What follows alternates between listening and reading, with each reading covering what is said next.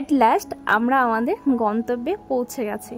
অনেকটা কষ্ট, অনেকটা ভয় এবং অনেকটা জার্নি করে আমাদের গন্তব্যে পৌঁছতে হয়েছে। কিন্তু এখানে আসার পর সত্যি মনে হচ্ছিল যেন পাহাড়টা আমার উপভোগ করা হয়ে গেছে।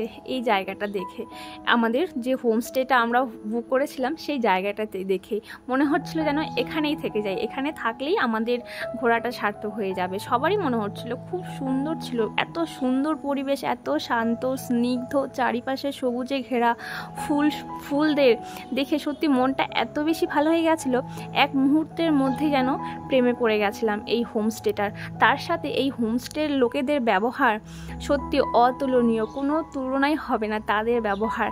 সত্যি আমার জীবনে প্রথম দেখা যে মানুষের ব্যবহার এত ভালো হয়, তারা এত হেল্পফুল হয়। যেহেতু আমরা অনেকটা জার্নি করে অনেকটা কষ্ট করে এসেছি, তাই ওনারা আমাদের কোনো কিছুই ক্যারি করতে দিচ্ছিল না। আর যেহেতু অনেকটা উঁচুতে, তো সবাই ওনারা আমাদেরকে হেল্প করছিল যে আপনাদের কোনো ব্যাগ তুলতে হবে না, আপনারা রেখে দিন, আমরা করব। কিন্তু ওখানে সবাই বয়স্ক ছিল, তাই আমরা ভাবছিলাম যে আমাদের কাজগুলো আমরাই করে নিই। তাদের ব্যবহার সত্যি অতুলনীয় ছিল। দেখো আমাদের হোমস্টেটা আমরা যা আশা করেছিলাম তার থেকেও অনেকটা ভালো পেয়েছি। তো চলো তোমাদের সঙ্গে শেয়ার করি। প্লিজ সাথে থেকে ভিডিওটা স্কিপ না করে তোমরা দেখো, আশা করি খুবই ভালো লাগবে। তো আমাদের কি হয়েছে, আমরা যেখানে হোটেলটা হোমস্টেটা বুক করেছিলাম, তো সেখানে আমাদের না কোনো আইডিয়াই ছিল না। প্রথমে যখন আমরা প্ল্যান করলাম, যে হঠাৎ করে প্ল্যান করলাম ঘুরতে যাব, তখন হোটেল বা হোমস্টেগুলো দেখছিলাম, কিন্তু কোথাও পাচ্ছিলাম না। একটা রুম, দুটো রুম থাকছে বা খুব দাম বেশি নিচ্ছে। তো সেই হিসাবে আমাদের 4টে রুমের দরকার ছিল। তারপরে আমরা 2টো রুম পাই, মানে ডাবল বেড এরকম রুম পাই।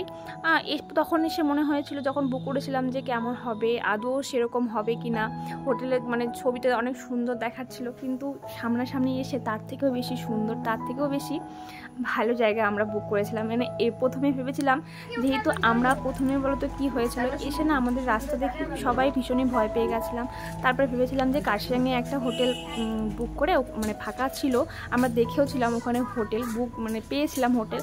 তারপরে কেন জানি না হোটেল আর হোমস্টের মধ্যে না পাহাড়ে অনেকটা ডিফারেন্স থাকে, সেটা বুঝেছি এখানে এসে। হোটেলে থাকলে হয়তো এতটা এনজয় বা মজা করতেই পারতাম না।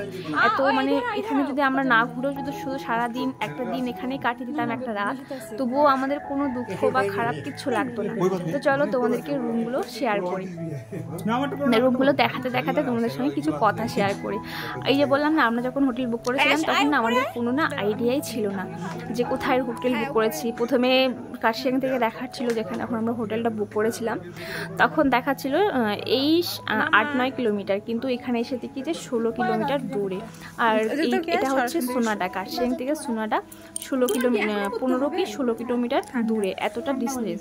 কিন্তু আর হচ্ছে হোম স্টেশন এখান থেকে 7 থেকে 8 কিলোমিটার আমরা যেখানে হোটেলটা নিয়েছি।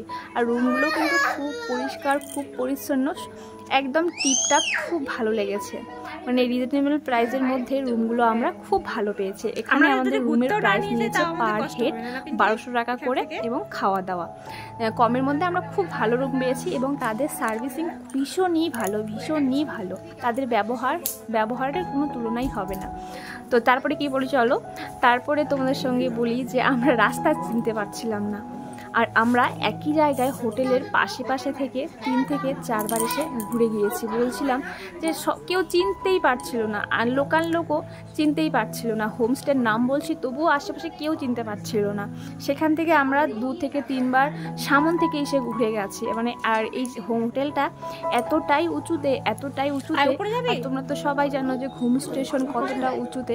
সেই ঘুম স্টেশনের কাছাকাছি, তাহলে কতটা উঁচু হবে তোমরাই ভেবে দেখো। রাস্তাটা দেখে আমরা প্রথমে ভীষণই ঘাবড়ে গেছিলাম। আর রাস্তাটা না খুব একটা ভালো ছিল না, ছিল কিন্তু পাহাড়ের রাস্তাগুলো যেরকম একটু, এটা রাস্তাটা একটু ভাঙা ছিল বা একটু খাদ টাইপের ছিল, ভীষণই খারাপ রাস্তা ছিল। তো সেগুলো দেখে আমরা ভীষণই ভয় পেয়ে গেছিলাম, মানে খুবই নার্ভাস ফিল হচ্ছিল। গাড়ি তো এখানে উঠছিলই না, আমাদের গাড়ি উঠছিলই না, মানে এতটা মানে উঁচুতে। তার মানে আমাদের একটা গাড়ি তো স্টার্ট বন্ধ হয়ে গেছিলো, আমরা সবাই ধাক্কা দিয়ে তুলেছি, মানে এরকম অবস্থা হয়েছিল। তারপরে ওনারা যখন পাচ্ছিলাম না রুম, তখন ওনারাও অনেকক্ষণ থেকে আমাদের জন্য ওয়েট করছিল, যেখানে আমাদের 12টার মধ্যে ঢোকার কথা ছিল, সেখানে আমাদের ঘুরতে ঘুরতে 2টো থেকে 2:30 বেজে গেছে। এই ঘুরতে ঘুরতে যেহেতু আমরা খুঁজে পাচ্ছিলাম না, তারপর ওনারা লোকাল লোকের সঙ্গে কথা বলে, তারপর ওনাদের লোকাল লোকের কথা বলার পর ওরা একটা জায়গার নাম বলে দেয় যে তোমরা এই জায়গাটাতে দাঁড়াও, আমরা গিয়ে তোমাদেরকে নিয়ে আসছি। তারপরে আমরা একটা জায়গায় দাঁড়াই, তারপরে গিয়ে ওনারা আমাদেরকে নিয়ে আসে। আর এদিকে আমরা তখন বললাম 2 রুম পাইনি, কিন্তু এখানে আসার পর না আমাদেরকে টোটাল জায়গাটাই আমাদেরকে দিয়ে দেওয়া হয়েছিল। বলা হয়েছিল তোমাদের জন্য এক্সট্রা যদি আরও কোনো রুম লাগে, 2টো রুম মানে দিয়েছে, আর যদি তোমাদের এক্সট্রা রুম লাগে তোমরা সেটা নিতে পারো, কোনো মানে অসুবিধা নেই, যেহেতু এখানে পার হেড করে নেওয়া হচ্ছে। তো এই যে ব্যালকনিটা দেখতে পাচ্ছ, ব্যালকনি বা একটা ডাইনিং স্পেস, তো সেটা আমাদের টোটালটাই দেওয়া হয়েছে যে চাইলে তোমরা সব সময় এখানে কাটাতে পারো, এবং তার সাথে একটা রুমও আছে, চাইলে তোমরা সেই রুমটাও ইউজ করতে পারো, তাদের কোনো প্রবলেম নেই। শুধু একটাই প্রবলেম আছে, এই রুমটা দেওয়া হয়নি, তার কারণ হচ্ছে এখানে না এই রুমটায় কোনো অ্যাটাচ বাথরুম নেই। তোমরা চাইলে তোমরা যে কোনো কেউ ওখানে থাকতে পারো বা ইউজ করতে পারো, কোনো প্রবলেম নেই। এই রুমটাও খুব সুন্দর পরিপাটি ছিল, এই রুমটা দিলে খুব। তো বাচ্চারা তো আরও ভীষণ খুশি, যেহেতু এখানে একটা অ্যাকুরিয়াম ছিল, মাছের অ্যাকুরিয়াম ছিল। ওদের বাচ্চাদের তো মাছের অ্যাকুরিয়াম থাকলে কোনো জ্বালাই না, ওরা 2জন মিলে তো মানে ওগুলো দেখেই ভীষণ খুশি হয়ে গেছিলো। তারপরে আমরা এসে রুম টুমগুলো তো তোমাদেরকে দেখালাম, রুম খুব ছোটো মোটোর মধ্যে, খুব সাধারণের মধ্যে, খুব সুন্দর, খুব টিপটাপ। আর পাহাড়টা দেখে তো সত্যি এক মুহূর্তেই প্রেমে পড়ে গেছিলাম। যতটা মানে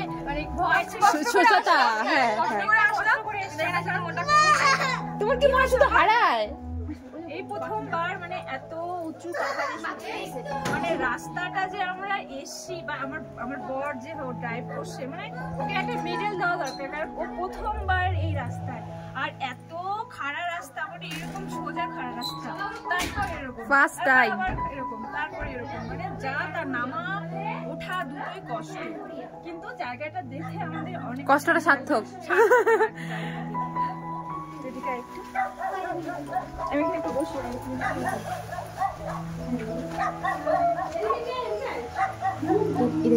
এদের জন্য ক্যামেরাম্যান, আমরা বুঝছি ক্যামেরাম্যানের যাইতাছি। আর তোমরা দেখতেই পারলে যে কতটা কুয়াশা, আর আমরা যখন এখানে এসেছি তখন প্রচুর বৃষ্টি হচ্ছিল। তো আর আমরা যখন ওখানে গেছিলাম অনেক দিন পর আমি ভিডিওটা এডিট করছি, 1 মাস আর কি হয়ে গেল।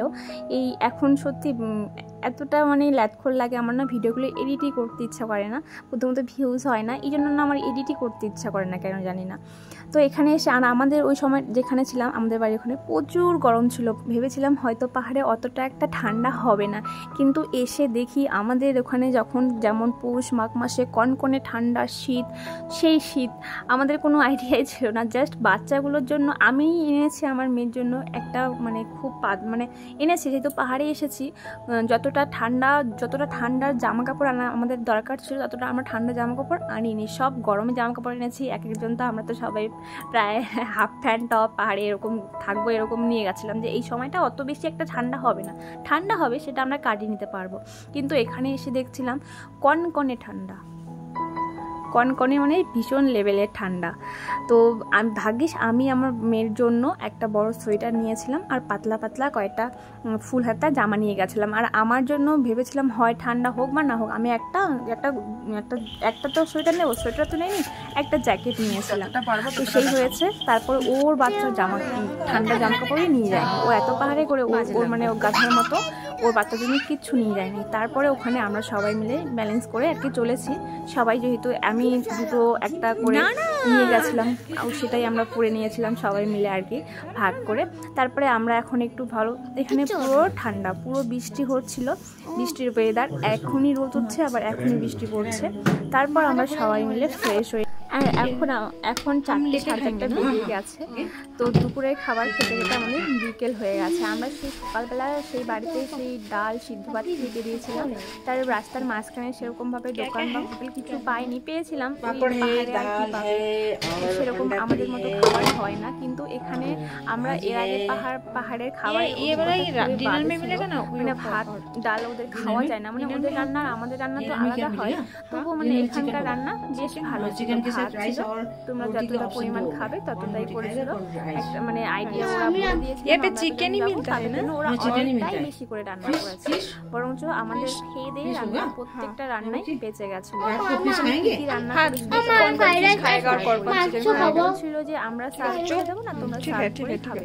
আমরা বলছিলাম ঠিক আছে আমরাই সার্ভ করে নিচ্ছি। এখানে দেখো একটা শাক করেছিল, এখানে ডাল করেছিল দুপুরে, এখানে ডিম কারি করেছিল, আর এখানে আলু ভাজা করেছিল। তো রান্নাগুলো বেশ মোটামুটি ভালোই হয়েছিল, খাওয়ার যোগ্য আর কি। পাহাড়ের খাবার কিন্তু আমাদের অত একটা খেতে ভালো লাগে না, কিন্তু তারপরেও রান্নাগুলো বেশ ভালোই ছিল। আর তো আমরা যদি সেরকম বলতাম, আমাদেরকে বলা হয়েছিল যে আমরা কি খাবো, তো আমরা বলেছিলাম এরকম টাইপের কিছু করে দিন তাহলেই হবে। রাত্রিবেলা আমরা একটু যা কিছু খাবো, রাত্রিবেলার ডিনারটা আমি একটু ভারী করব, চিকেন টিকেন। আর পাহাড়ে সত্যি মানে চিকেন টিকেন খেতে একটু খারাপই লাগে, মাছ মাংস খেতে একটু খারাপই লাগে। তারপরেও ওরা বলছিল যে ফ্রেশ চিকেন পাওয়া যায়, ওদের এখানে ভালো রান্না করে।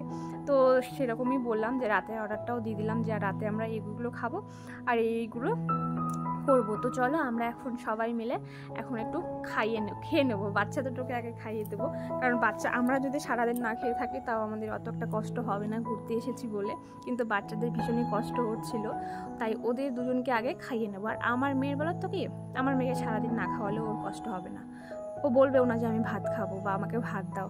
মানে আমার মেয়ের এই অভ্যাসটা আছে, ওকে যদি সারাদিন না খাইয়ে রেখে দেওয়া যায় ও কখনোই বলবে না আর খিদে পাবে। ওর সামনে কিছু লেস কুরকুরে এনে দাও, ও তাতেই খুশি, আর ভাত খাবে না। তো চলো, এদিকে স্যালাড ট্যালাড সব কিছু দেওয়া হয়ে গেছে, খুব পরিষ্কার পরিচ্ছন্ন ছিল, খুব ভালো ছিল। আমি বলবো যদি আমি কোথাও আরও কোনো দিনও কার্শিয়াং যাই, মানে আমার খুব যাওয়ার ইচ্ছে, মানে এই জায়গাটায় আরও খুব যাওয়ার ইচ্ছে, মানে এই হোমস্টেটাতে আমার আরও ভীষণই যাওয়ার ইচ্ছে, কারণ তাদের ব্যবহার খুলতে পারছি না ভাই, আমাদের সেই খিদে লাগছে না, খুলতে পারছি না।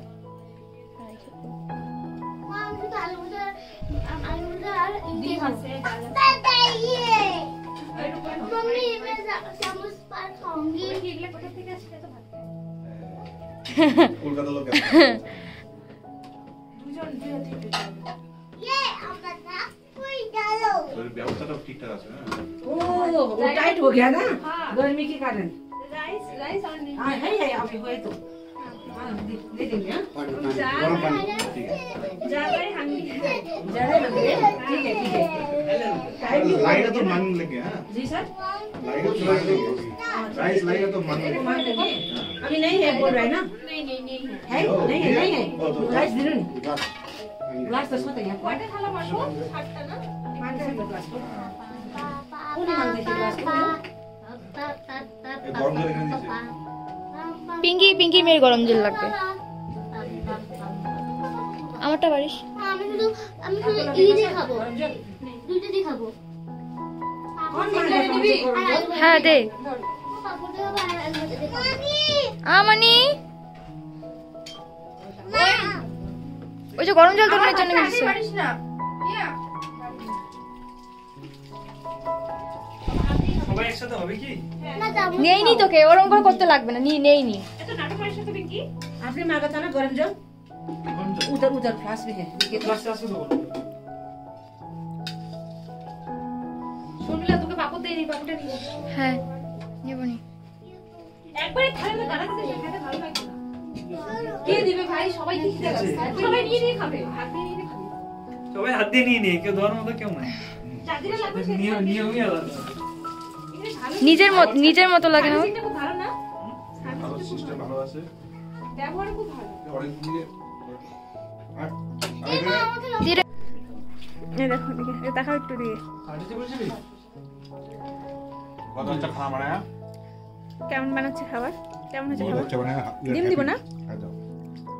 ডিম আছে আর একটা বাকি আছে। যাবেই না? আর এদিকে বাচ্চা কাচ্চার দল এখানে রেখে দাও মনে। এই জল জল কই বাবু? আমাকে পাপড় দাও না, ওই পাপড় দাও না, আমার পাপড় দাও না। তো এই যে আমরা এখন সবাই মিলে আড্ডা মারছি। আমাদের দুটো রুম বুক করা হয়েছিল, একটা রুমে আমরা মেল আর একটাতে ফিমেল। হ্যাঁ ঠিক বলছি না? হ্যাঁ অবশ্যই। এই আমরা মেল না ফিমেল রে? ছড়ো মিলে আমরা মেল না ফিমেল রে? তো চলো এখানে আসছি। আর সত্যি পাহাড়ের ভিউটা এত সুন্দর হয়, রাত্রেবেলার ভিউটা তো আরো দেখার মতো।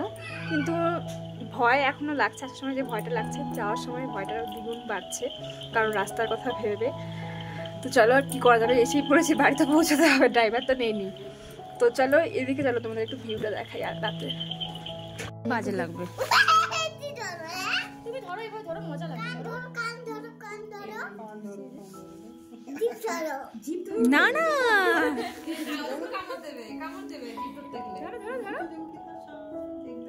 কিচ্ছু হবে না।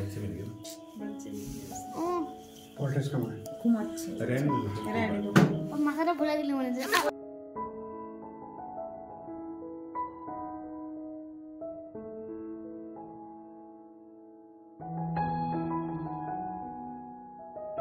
আর আমাদের মতো একটা ফ্যামিলি এসেছিল এই ডগিটাকে নিয়ে তাদের সাথে। আর এই ডগিটাকে দেখে আমাদের বাচ্চারা দুটো এত বেশি খুশি হয়েছে, আর ওদের সঙ্গে এত বেশি খেলছিল, ডগিটাও ওদের সঙ্গে খুব খেলছিল। কিন্তু এখন ডগিটা একটু ডিস্টার্ব করছে, কারণ ডগিটা বলে তো কি, ডগিটা হচ্ছে ভেজ, আর আমরা হচ্ছে নন ভেজ খেয়ে এসেছি বলে, তো ডগিটা স্মেল পাচ্ছিল।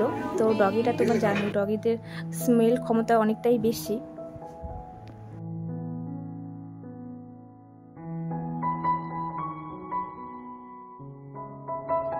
Yeah.